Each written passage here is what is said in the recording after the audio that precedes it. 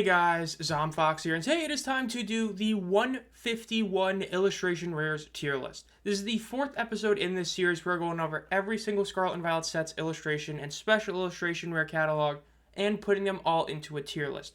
Now, of course, last week we had a heritage auction that ended, so ended up doing that video, but we are back doing 151.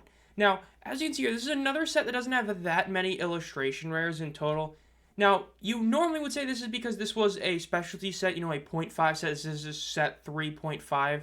But that's technically not true. As we saw with sets that came out later, like Prismatic and, of course, Black Bolt and White Flare, just because you're a specialty set doesn't mean you have to have just a few illustration rares in it. So we have a back-to-back low amount, just like with Obsidian Flames. But let's see if this one's quality was better. Now, the first of all of them is the Bulbasaur. Immediately starting off with a really solid one. Now, yes, this is one that does hit what I normally am not a huge fan of, which is that half the card art is just kind of, you could easily make this a regular card. The main difference is that a lot of the ones we've seen in the past that are like that really have that feel that it's a top half and a bottom half. Again, the Gloom from the last set is a good example of that. Even though the bottom half was really brilliantly done, it was a card that you could easily tell there was a bottom half and a top half of. This one it is to the same extent. But I feel like having Bulbasaur in all the plants does look really solid. I don't think this is an S or an A tier one, though. Just for some reason, I'm not that massive a fan of it. But I think this is still a solid one. Gonna put it in the B tier. Now we have Ivysaur. Ivysaur is another one that definitely has that same feel of the top half, bottom half. But with the one major difference being exactly where it would be in a normal card, right? You would have it be like cut off where the reflection is. I think this is a better one than the Bulbasaur. I don't think this is really insane, though. Again, I just feel like it's one of those where it just doesn't have enough of a feel of it being like, okay, this is a true, full card. You need to see the whole thing. It is one that you can kind of feel boxed in a little bit. But I think overall it is better. Having the details in the bottom half of the water, again, where you see like some of the roots of some of the lily pads and then some of, other stuff down there looks really nice. I think that it is overall very similar to the Bulbasaur, just better. So I'm putting it in A tier. Now, Charmander. This is one that the entire line, I'm going to be honest, I never really bought the hype for it. And we'll get to the SIR, which I guess I'll probably have a hot take for that one. But the Charmander itself, I'm not really that big a fan of it. Compared to the Charmander from Obsidian Flames' ETB. That one was better. This one, it just feels I don't think it's great. I think that the idea that it's looking outside of the cliffs, it wants to get out, is really nice. And because of that, I'll put it at C tier. But overall, I'm just not a huge fan of this artwork. I think that having the little, it's just the Charmander looking up at the end of the day. That is all it really is. And to me, that's just not really that good in terms of, telling it's not great for a compelling artwork. It is more so the idea of Charmander looking up, wanting to get out, and fly. But I don't know, I'm not a fan of it. Now, Charmeleon is even worse in my eyes. Now, having the bit of, I guess Minecraft kind of looking lava is a nice touch, considering, of course, it's a fire type. It's climbed a bit higher, but it doesn't really feel like it's still having that goal of getting out or wanting to go up. I get that it's closer to the top than before, but something as simple as it looking down, I feel like kind of takes away from this one. This is the opposite of the Ivysaur. I think this is the similar card, but slightly worse. I don't think this is an F tier. I don't think this is a bad illustration rare. I just don't think that it's even okay. I think it's right between, because of course F is a bad one in my book. I think it's between a bad and just okay. Just not a fan of it. Now the Squirtle. Now this is a simple one done right. Of course, just having the Squirtle on the beach is really nice. It's clearly the beach. You got the sand going on. It's playing in the water. It's got the expression. It's got that feel of a painting or an illustration with how the water is, which, as you know, I'm a huge fan of that. I think that this story, in terms of the artwork as a trilogy, I think this is the best of the three, honestly, because this is one of the few times, or not few, but one of the times I really do think simplicity is key. Yes, sometimes I have said that simple stuff is bad, and it is true sometimes. Again, I don't buy the hype that the Heracross has from Paldea Evolved. I don't get why it's so loved. This one is really solid. I think that it's about the same tier with the Ivysaur, so I'm going to put it in A tier. Now the War Turtle. or Wartortle. Now, again, we continue this idea of a trend, but this is, again, like what they're trying to do with the Charmander, but done significantly better. Now it's in the water. It's still very clearly not that deep, though. Yes, you see the light piercing through, but you see everything on the ground. You see all the, like, coral stuff and all that rock stuff on the bottom. So you can clearly tell it's going down, but as we'll get to later with the Blastoise really reinforces that. I think this is another really solid one. I don't think this is an S tier artwork, but I do think this is another A tier one. It tells a great story with the Squirtle going down, down, down in the water, getting deeper as it evolves. Easily the best of the 3 evolution lines, which obviously is a bit of a spoiler to the Blastoise. Now we have the Caterpie. Kind of forgot this one existed, not even gonna lie, and I don't really know why, I just kind of forgot about this one.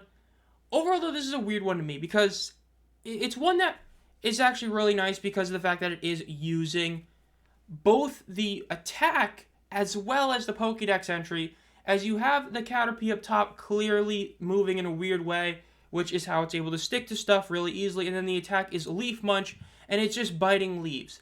It's a nice one. I think this is a B tier, as B tier gets, honestly. I think it's solid. I don't think it's great. It's not super memorable. You're not going to look in a binder and be like, oh, there's the Caterpie, right? You're going to look in a binder and you're going to be like, oh, there's the Squirtle, not there's the Caterpie. So I'm going to put it in the B tier. Now, Pikachu. Of course, they decided to go pretty all out on Pikachu. Having a bunch of Pokemon in the background, which are all original 151 Pokemon, is a fantastic touch. Because somebody could have easily, just thrown like a random Yanma or, some random flying type like, I don't know, Noctowl. I don't know why I'm saying Gen 2 Pokemon. But no, it's all 151 Pokemon. You got the Jigglypuff, Gengar, Growlithe, Blastoise, both Nidorans. And then, of course, you have, 2 Pidgeys, Butterfree, a Slowpoke, Mr. Mime, a few other ones. It is really nice. Even there's still technically a little Caterpie as well, it looks like, on the top, on the right side around here. It's a really, really nice card. I think it's pretty tough to say. Like, there are so many illustration rares for Pikachu when you look at it, like, especially promo-wise. Even when you consider promos, this is a really nice one. I honestly think that this is a borderline S and A tier. I think when you compare it to these ones, I think it just has that little edge. I think it is an S tier. The fact that you have all these other Pokemon around it makes it to where you can make a case that if you were to have one illustration rare from this set, this is the one you want. The only other one, I'm not going to say the other one because that other one's going in S tier. There's only one other one that you can really say that for being a 151 set, if you only could have one, which would it be? That Pikachu is a great choice. Because most of the Pokemon on it don't have, well, a lot of them do have illustration rares in this set. Not all of them, and some have in other sets. Of course, Pidgey, Slowpoke with other ones, but having that many OG Pokemon in there makes it look really solid. I think it deserves to be an S tier. So, we're going to give it the S tier. Now we have the Nidoking. Now, the Nidoking one is kind of forgettable, honestly. It's just, this is one where I'm not a fan of it. This is exactly what I was saying, like the Bulbasaur, but it is legit. You could easily just cut the top half of this card and make it a regular artwork, and you would barely see the difference. I think this is the only truly poor illustration rare in the set. I'm actually putting it in F tier. I do not think it's a good card. I just don't. I think that when you really look at it, you can easily just cut this, and it looks like a normal card. At least with other ones, where if you do the top half, bottom half, it would still look special. This one honestly just looks like a regular Pokemon card, so it has to be an F tier. Near the Psyduck. The Psyduck is this is a weird one to talk about, because it's very similar to like the Slowpoke from a few sets ago, where it was, it's just a random Slowpoke poking out with a bunch of stuff going around it. Very similar to that one. Holding its head, of course, obviously the headache thing, and then it just looking up. I think this is okay. I don't think this is as good as the Slowpoke. I don't think this is a bad illustration rare. It's just, I don't think this is the best Psyduck card, because I'm pretty sure we got like Misty Psyduck later on, which is better than this one. I think this is, I don't know. I'm debating on like C or D. I think it's easily one of these two, which is hard for me to pick which one it deserves the most. I think, honestly, though, I got to go with my gut and say D. I know this might be another one that's considered a hot take to some people, but at some point, it's like, you have to have something going on. If you're going to do something similar to another card, it's be better. The Slowpoke had such a unique design around it that it worked. This one, not as much. Now the Poliwhirl. Kind of shocked they gave Poliwhirl one. Like, I understand, Misty had one, but I'm still kind of shocked that they had one. Though it's honestly pretty nice. Yes, it is the top half, bottom half thing, again, to an extent. But it is done better. The reflection is always a nice touch, just like with the Ivysaur one. And having the raindrops, and you can see the drops on the ground, that, they're clearly not making the swirl, but they're kind of making, like, a similar swirl pattern. Like, if you get rid of the swirl in the middle of Poliwhirl, it looks very similar, right? It's, ring, ring, ring, ring, ring from the drops. Looks pretty nice. And then the background looks really great as well. You have the illustration feel, though I do feel like this is still not an awesome one. I'd have to probably put it in C tier is where I'd go with this one. Maybe, it's a tough call. I think that when you compare them, I think that it is just, it's pretty similar to Charmander. I'm going to put it in C tier. Now we have Machoke. This is a really unique artwork. I think this is another one that people just don't talk about. It's a really unique artwork. Yes, the artwork of the person is very, I guess, Muppety. I don't know, it's really weird. The Meowth cameo was really cool and cute on being on the side there. And then, of course, the Pidgeys on the side. And it makes sense, right? Machoke, moving stuff. We've seen that in the games. We've seen that, in lore. It makes a lot of sense to have him like this. So in that front, I do like it a lot. The artwork of the people, honestly, is a bit of a turn-off to me. Like, I gotta put it at least a tier lower because of that. But it is it's a nice artwork. It looks like a puppet-style artwork, and it's so unique. We really don't see this at all. I'm gonna have to put it in B tier just for that. It would be A tier if it wasn't for the fact that I think the people look really awkward. But it is still a solid one, so we're gonna go there. Now, Tangela. This is, I don't really know what to think of this one. It's simple, but it's sweet. You have one of them using its, vines, or two of its vines, to swing. It's really cute. Then you have the other one just looking up at it. It's one of those where it is simple, and the bottom half, again, is just nothing. It's just, some flowers. Like, where the attack is and below it is legit nothing. But it is a very nice one. I think that it does the basic style better than some of these other ones, like, especially, compare this to the Nidoking. It's no contest. This just brings out more emotion. It's better. The fact that the bottom half is so pointless, though, makes me have to put it at C. Because bottom half versus Poliwhirl, the Poliwhirl just dominates it. But top half, I think this is better than the Poliwhirl, so I'm going to give it C tier. Mr. Mime. Wild that Mr. Mime got one. And, not a fan, honestly. Like, I feel like it would have been better if they had put, like, an actual mime in it or some sort of interaction with people. Having the three of them trying to do some, like, mime stuff, it just, like, looks like, them having, like, a tea party is cute and all. But I really am not that big a fan of it. I don't think, like, the shadow's not really doing anything. It just comes across to me as kind of, I'm going to have to put it in D tier. I'm just not a fan of it. I don't know what it is. I'm just not a huge fan. Now we have Ammonite. This is a really good one. Now, this is not the other one I said that if you only have one, you'd pick, the Pikachu or this other one. This isn't that one, but this is really, really good. Having the Omnistar on the background, having Kabutops or Kabutos. I always have Kabutops. I always forget which one. Kabutos. Yeah, Kabutos. Everywhere is nice. It would have been nice to add a Kabutops as well. Have all four of the fossil Pokemon in it. You have the little rock-looking things that do kind of look like, of course, their shells. The fossil, are they? Because you have the one, the very front of the card which has the little spikes on it, like Omnistar, and then the Omnite ones. If there was a Kabutops, this would be even higher, potentially an S tier. This is still an A tier one. It's a really nice card. Getting some fossil Pokemon love, of course, the meme, the Helix fossil. I wouldn't have even been shocked if they had just, done a Helix fossil illustration rare. I think that would have been hilarious and people would have loved that. But I'm going to put it there still. Dragonair. This is a nice one. Dragonair is in a weird way, it's such a weird Pokemon because, like, from Dragonair to Dragonite, it's, like, such a huge jump. But it is such a nice, it is a majestic type of Pokemon. It's this long, slim dragon. It's a much bigger Dratini. And having it in this, palace-looking area with all the water being bright, it looks really nice. Having the tail go to the bottom is a neat way to make it feel like you have to have this whole artwork on a card. It's connecting the top half and the bottom half, which so many cards don't do well. And there's so much detail in the bottom half as well. I think this is another one that justifiably goes to the A tier. I think this is another very solid one that hits A. I think it's easily justifiable with those ones, so we're going to put it there. So in terms of overall illustration rares, regular illustration rare wise, there's definitely a decent amount of, I think, duds, but there's a lot of really solid ones. You got 4 in the A tier, or 5 in the A tier, my bad, and then 1 in S. But what about the SIRs, these special illustration rares? Well, when it comes to special illustration rares, we start off with the Venusaur. Not a huge fan of this one. If I remember correctly, this is the one I pulled. I pulled like 1 star, and it was this one, which is the one I really wanted the least. I think it's eh. This is one that, again, this is the exact opposite of the Dragonair. The Dragonair, top half, bottom half connected. This one may be connected, but not really. It's just a bunch of extra flowers. So the bottom half, again, is just filler. Not a huge fan of that. As for the top half, it's great. The Venusaur being around all the flowers is nice. But I honestly feel like it's a downgrade from the Ivysaur.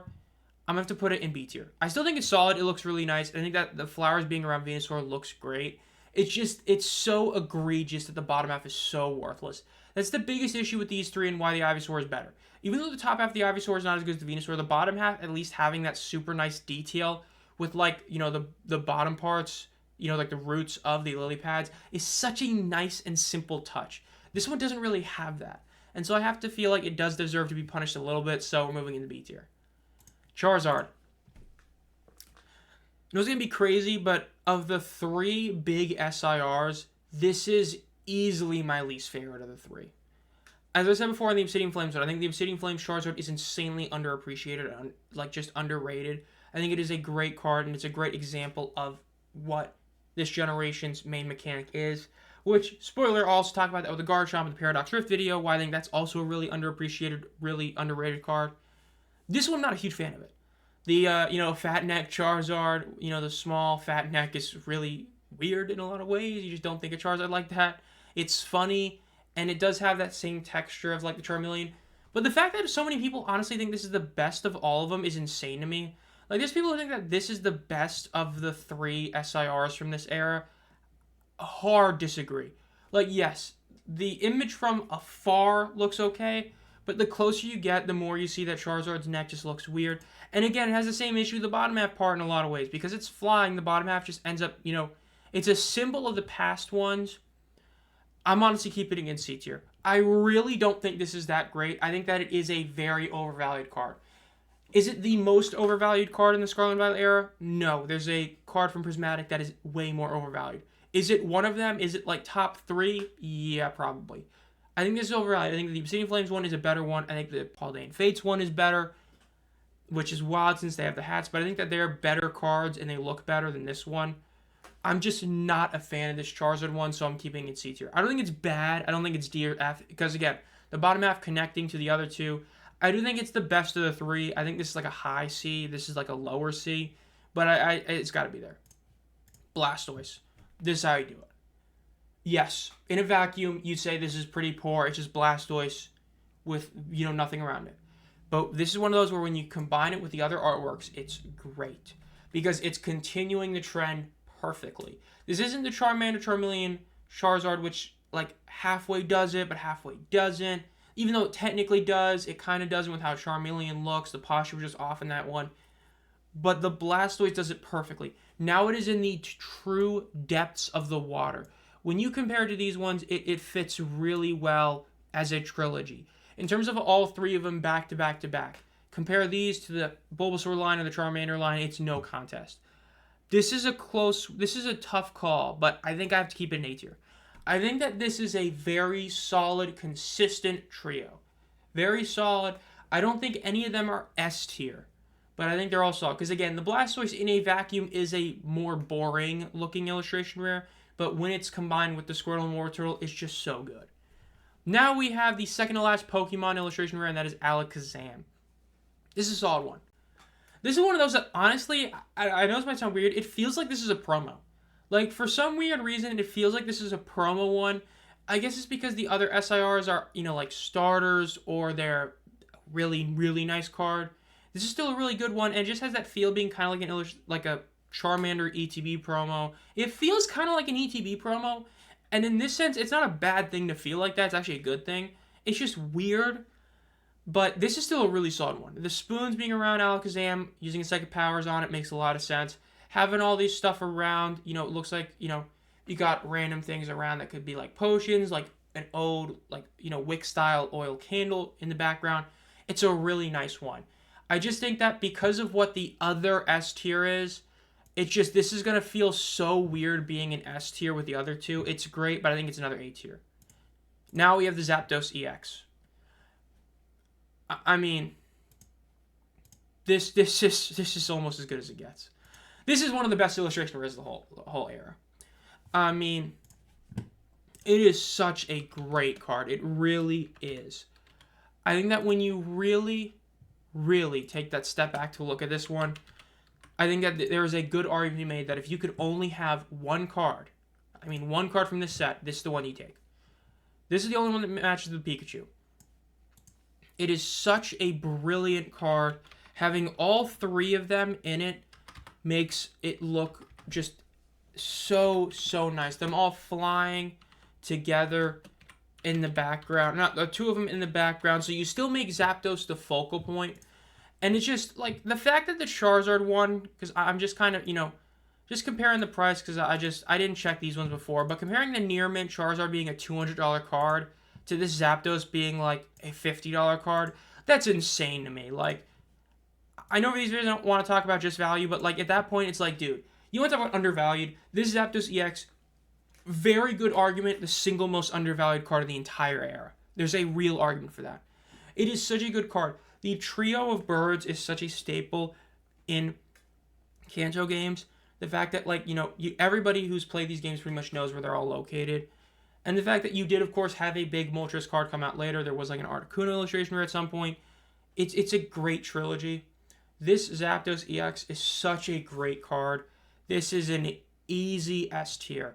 Insanely underappreciated in both the value and overall, I guess, lore in terms of the set. If you could have two cards from this set, it's these two.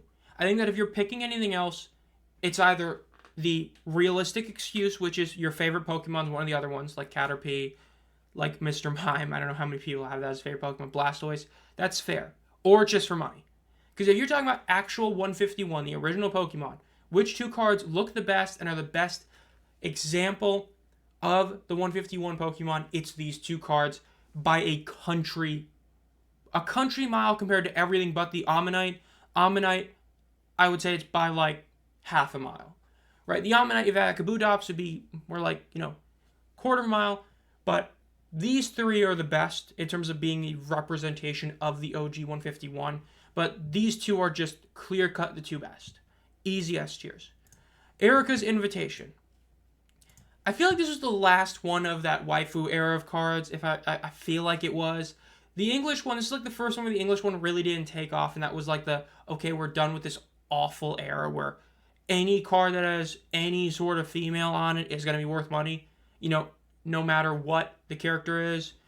I'm so glad that era is finally over. This one, overall, though, it's okay. Erica is one of those gym leaders that I don't feel like many people struggled on unless you legit had Squirtle as your starter, but even then you probably had some sort of way to counter her. I feel like she was an easy gym leader. I don't feel like many people really remember her, but in terms of an overall where I'd put this one, I think this is an okay illustration or special illustration rare for a trainer. I think it's a C tier.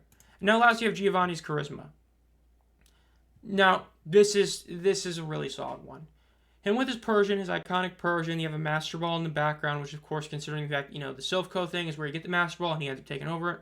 Makes a lot of sense that it's there on its little stand.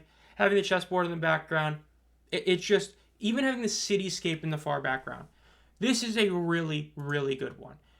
I honestly feel like for a trainer SIR, I can't believe I'm doing this.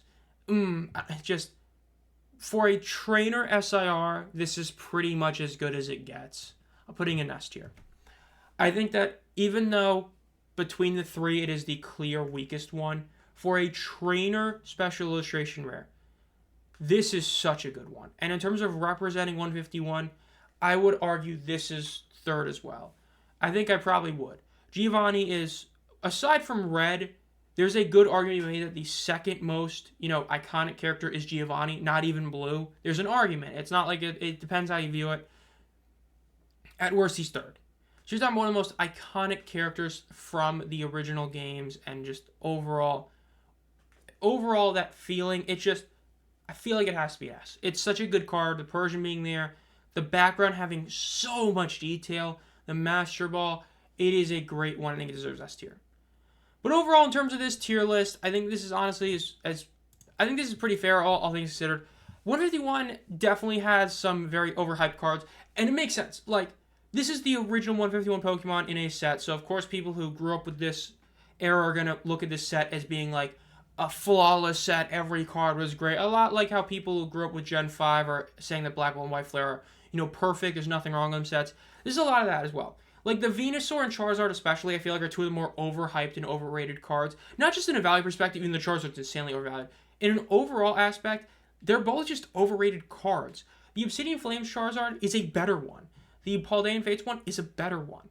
But because of the fact that this is, doesn't have the hat on, doesn't have any ties to like Gen 9 aside from being the EX, it gets kind of boosted in a way it really shouldn't. But the cards that are great in this set, I think, are still pretty undervalued. I think the Pikachu, Zapdos, Giovanni's Charisma, and honestly the Omanyte are just solid. And in terms of regular illustration rares, the Dragonair is such a nice one. I think that there are some high points in the set, obviously. I think the highs in this set are really high. Like, the Zapdos is such a good card. But I think that this set overall, probably the most overrated or second to most. It's one of the three most overrated sets of the era, purely because it's the original 151. And the Japanese set was better. You had a lot of other ones. Like, you had cards that weren't put into promos, right?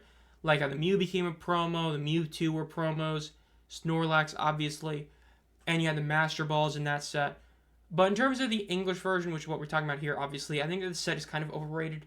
It's still solid, but I think that it's just, I don't know. I think it's a bit overrated. Let me know what you think down below. I know this is probably going to, especially the Charizard placement might be a hot take to some people. I really don't think it is. I think that is the worst of the three Charizards, but let me know what you think overall down below. This has been ZomFox. Make sure you subscribe to the channel and like the video if you enjoyed it, as I do at least one card video a week, and of course the 2 videos on the Pokemon Shield playthrough. And as always, guys, have a great night.